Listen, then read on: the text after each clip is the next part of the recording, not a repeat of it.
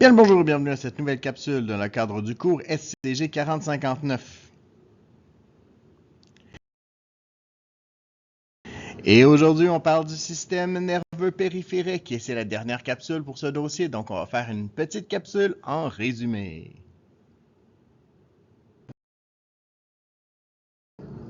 Donc, on a vu dans ce chapitre, dans ce dossier, qu'une onde, c'est un déplacement d'une perturbation dans un milieu et qu'elle se caractérisait par son amplitude, sa longueur d'onde et sa fréquence. L'amplitude, c'est donc le déplacement maximal d'un point par rapport au repos. La distance entre deux crêtes va correspondre à la longueur d'onde. Le nombre d'oscillations par seconde correspond à la fréquence. Et la vitesse, c'est la distance parcourue par l'onde en une seconde.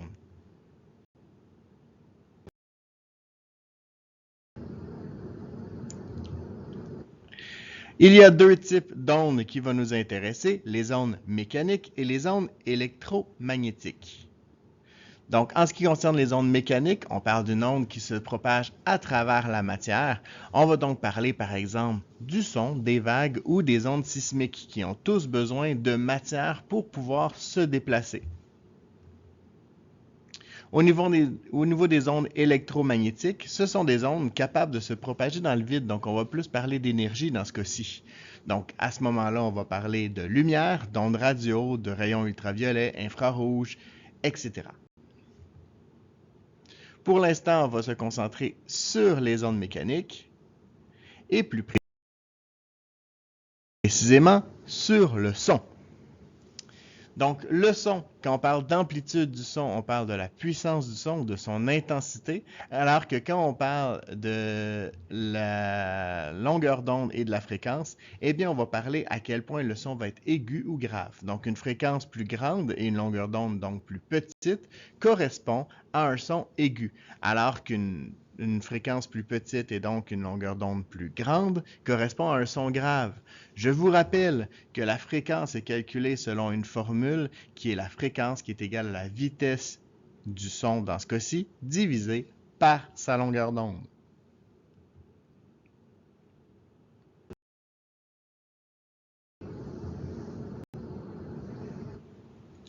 Pour terminer avec le son, on va donc parler de l'appareil qui va nous servir à justement entendre ce fameux son qui est en fait l'oreille ou l'appareil auditif.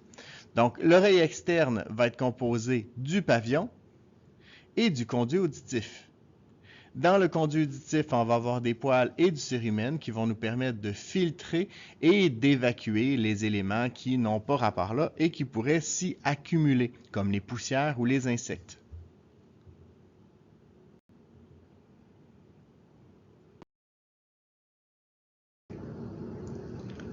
Lorsqu'on traite maintenant de l'oreille moyenne, dans l'oreille moyenne, je vais avoir la trompe d'Eustache qui me permet d'équilibrer la pression interne et externe de l'oreille. Au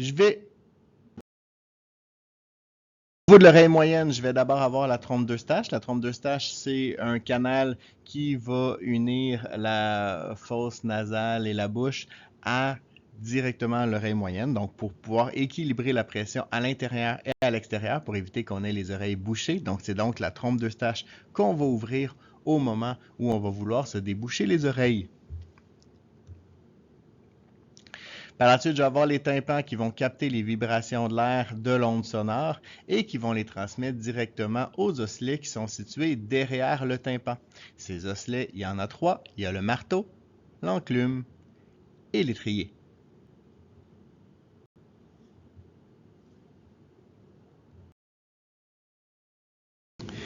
Les vibrations des osselets vont ensuite être acheminées à l'oreille interne et plus précisément au vestibule. Les vestibules vont transmettre ensuite les différentes variations de pression, donc les différentes vibrations, à la cochlée qui est située derrière le vestibule et qui est tapissée de petits cils qui vont donc sentir ces vibrations et le transmettre au nerf cochléaire qui va ensuite le transmettre au nerf auditif. Par la suite, l'influx nerveux va se rendre à l'intérieur du cerveau, dans la zone auditive du cerveau, où il sera analysé comme étant un son. Autre surface importante, donc autre élément important de l'oreille interne, ce sont les canaux semi-circulaires. Les canaux semi-circulaires sont les centres de l'équilibre. C'est donc ces canaux semi-circulaires qui nous permettent de savoir où est notre tête. Et c'est très important pour le cerveau de savoir où est la tête pour pouvoir justement s'orienter dans l'espace et ne pas être étourdi. Ils sont reliés aux nerfs vestibulaires qui vont pouvoir acheminer ces informations au cerveau pour être analysées.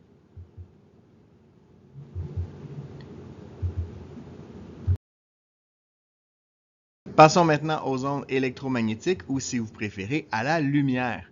Et vous, si vous vous souvenez bien, on avait dit qu'il y avait différents types d'ondes électromagnétiques, tout dépendamment de leur fréquence et de leur longueur d'onde et aussi de leur niveau d'énergie.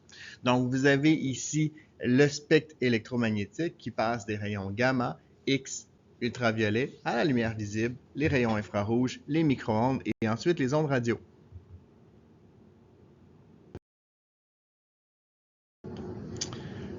On avait vu aussi au niveau de la réflexion que pour la réflexion, j'ai toujours le même type de schémas qui vont se faire, qui vont suivre la règle de la réflexion de la lumière, où je vais avoir un rayon incident qui va devenir un rayon réfléchi, et que pour savoir où est ce fameux rayon réfléchi, eh bien, on va simplement, dans un plan fait par ces deux rayons, tracer la normale qui va être perpendiculaire à la surface.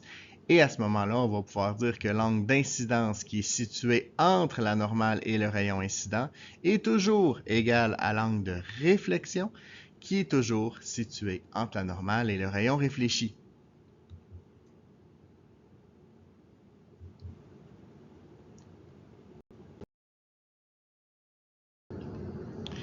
Lorsque j'ai une lentille qui est convergente, cette lentille va avoir des pointes, en fait, les parties les plus minces de la lentille vont toujours être aux extrémités de la dite lentille. Et dans ce cas-là, je vais avoir une lentille qui va permettre de faire converger les rayons et donc de les réunir à un seul point qui va être situé derrière la lentille. Ce point où ces rayons sont tous focusés, eh bien, ils vont s'appeler le foyer. Quand on a une lentille qui est divergente maintenant, eh bien, je vais avoir le point le plus mince de la lentille qui est situé au centre de la lentille. Dans ce cas-là, les rayons vont diverger, ce qui veut dire qu'ils vont s'éloigner les uns des autres, mais si on trace le prolongement de ces rayons, on va retrouver le foyer qui, dans ce cas-ci, va être situé devant la lentille.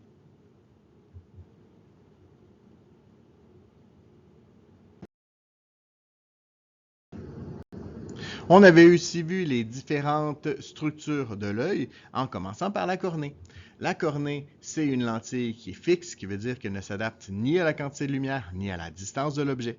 C'est donc la première partie qui va être traversée par la lumière. Elle est suivie par l'iris et la pupille.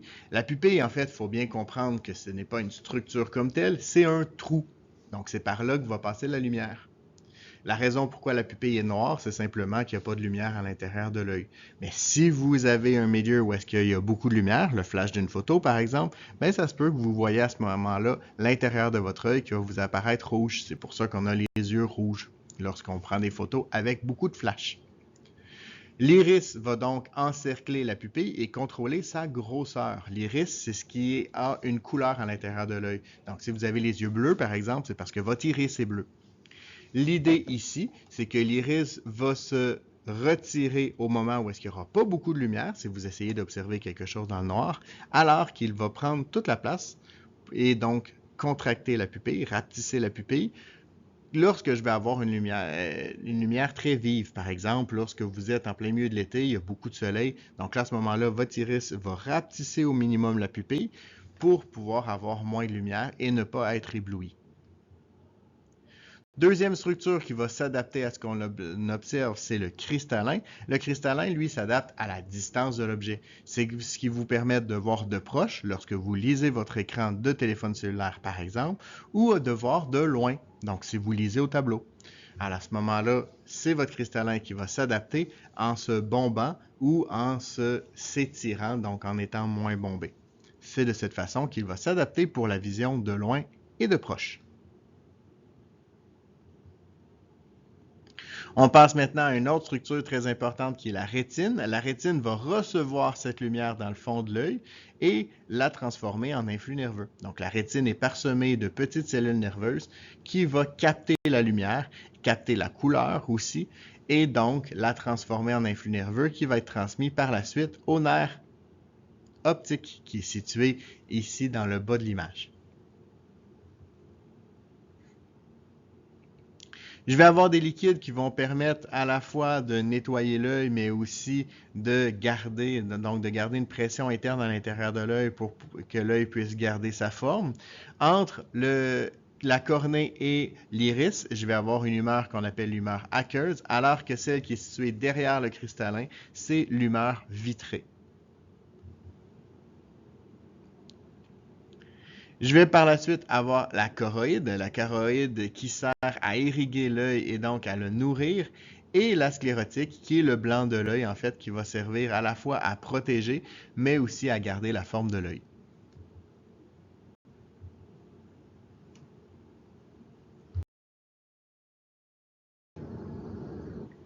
Et on a parlé de la capacité de l'œil à s'adapter à la distance de l'objet, mais qu'advient-il lorsque cet œil a de la difficulté à s'adapter? Comme par exemple ici, lorsque j'ai de la difficulté à faire bien ajuster notre vision d'un objet qui est situé loin, c'est le cas par exemple d'un œil myope comme c'est représenté ici.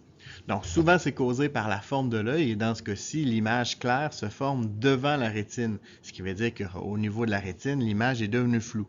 Et bien à ce moment-là, je vais avoir un verre correcteur que je vais vouloir venir amener. Donc ici, le focus se faisait trop court, ce qui veut dire que je dois être capable de faire diverger les rayons de la lumière pour qu'ils puissent se faire au bon endroit. Et cette divergence des rayons va évidemment se faire grâce à une lentille divergente telle qu'on le voit sur l'image. Et à ce moment-là, l'arrêt devient clair.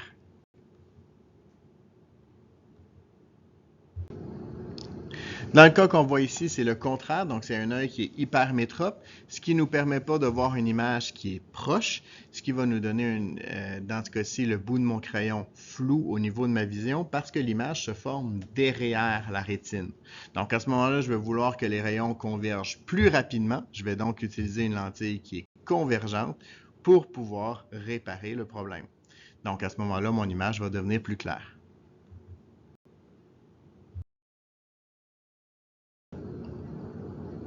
On a vu l'audition, on a vu la vue. Passons maintenant au troisième sens que nous allons étudier dans cette capsule résumée, qui est le toucher. Donc, le toucher se fait évidemment par la peau. Et dans la peau, je vais avoir trois couches importantes, l'épiderme, le derme et l'hypoderme. Dans l'épiderme, on avait vu qu'il y avait une cellule de couche morte qui sert principalement à protéger et à isoler l'intérieur de l'extérieur. Et cette cellule de couche morte, pour être régénérée, a besoin d'une couche de cellules vivantes qui va remplacer évidemment ces cellules mortes. Je vais aussi avoir les pores sudoripares qui servent à évacuer la sueur, essentielle entre autres pour le contrôle de la température interne.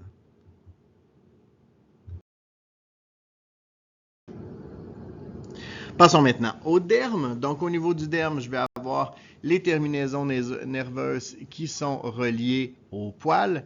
Donc, ça nous permet de percevoir le mouvement des 10 poils. Donc, quand on a quelque chose qui va nous frôler. On va aussi avoir des terminaisons nerveuses libres ainsi que des corpuscules encapsulés. Donc, dans les deux cas, ce sera des terminaisons nerveuses qui vont nous permettre de détecter le contact avec la peau, mais aussi la perception des différentes températures par la peau.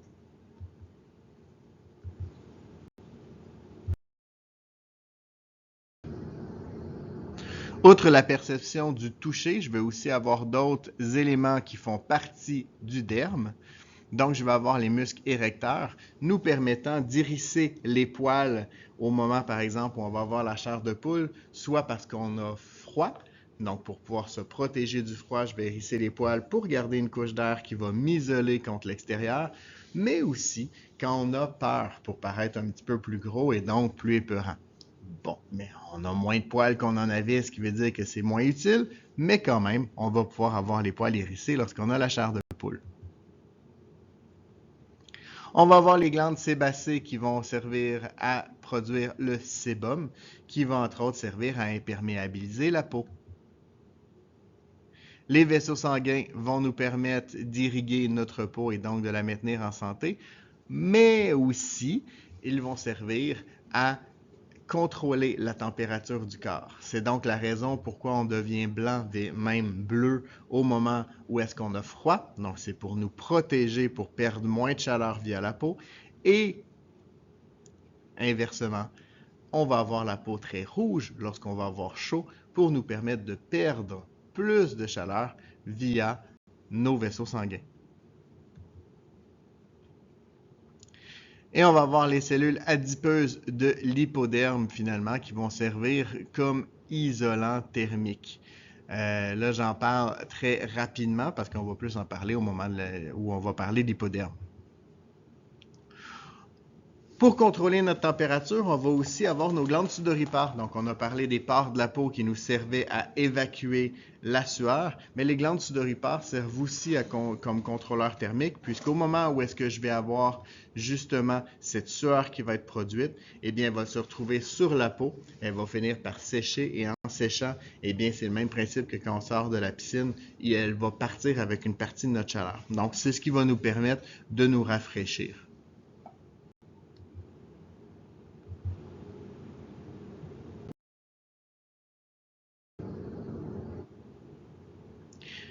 Finalement, comme je l'avais dit, on a l'hypoderme. Donc, l'hypoderme se situe sous le derme et son rôle principal, c'est d'avoir des cellules adipeuses pour nous protéger contre le froid.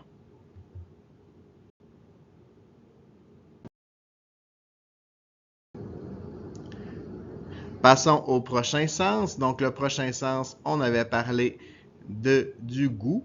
Donc, au niveau du goût, je vais avoir ce qu'on appelle des pores gustatifs sur le dessus de la langue qui font partie des papilles et donc qui vont nous permettre, avec des cils, de détecter les différentes saveurs qui vont se retrouver à l'intérieur de notre bouche.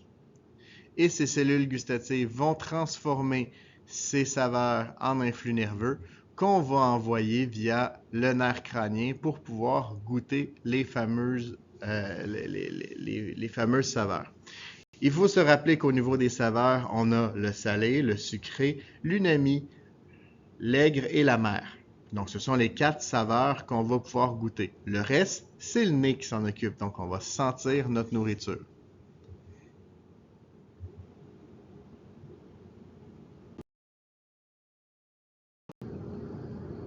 Parlons-en donc de ce sens olfactif. Donc, lorsque l'air va rentrer dans notre corps via les narines et les fosses nasales pour pouvoir se rendre aux poumons, eh bien, avant de se rendre aux poumons, à l'intérieur des fosses nasales, elle va tourbillonner. Le but de ce tourbillon, en fait, c'est d'abord de la réchauffer lorsque l'air est très froid, mais aussi de pouvoir percevoir les odeurs. Ces odeurs vont se faire par la tache olfactive. Ici, elle est orange, cette tache olfactive sur l'image. Donc, cette tache olfactive va servir justement à percevoir les odeurs.